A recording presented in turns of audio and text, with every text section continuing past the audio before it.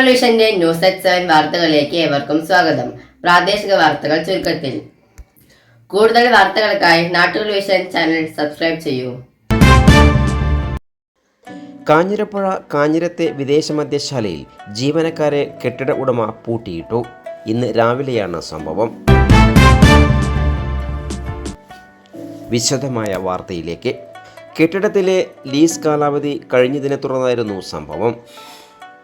6 ജീവനക്കാർ രാവിലെ താഴെ ഷട്ടർ തുറന്നു 1-ാം നിലയിലെ ഷോപ്പിലേക്ക് പ്രവേശിച്ചതിന് ശേഷമായിരുന്നു താഴെ ഷട്ടർ ഉടമ പൂട്ടിയത്. ഇതോടെ ജീവനക്കാർ കെട്ടിടത്തിൽ കുടുങ്ങി. പോലീസ്, എക്സൈസ്, വെബ്കോ അധികൃതരെ എന്നിവർ വിവരമറിയിച്ചു. തുടർന്ന് പോലീസ് എത്തിയ ശേഷമാണ് കെട്ടിട ഉടമ ഷട്ടർ തുറന്നത്. കെട്ടിടത്തിൽ ഇനി മദ്യഷോപ്പ് പ്രവർത്തിക്കാനാവില്ലെന്നും ഉടമ അറിയിച്ചു. ലീസ് കാലാവധി കഴിഞ്ഞ ഉടൻ മദ്യഷോപ്പ് ഒഴിയണമെന്ന് നിർദ്ദേശിച്ചിരുന്നെന്നും അദ്ദേഹം പറഞ്ഞു. കൂടുതൽ വാർത്തകൾക്കായി നാട്ടുകൾ വിഷൻ ചാനൽ സബ്സ്ക്രൈബ് ചെയ്യൂ.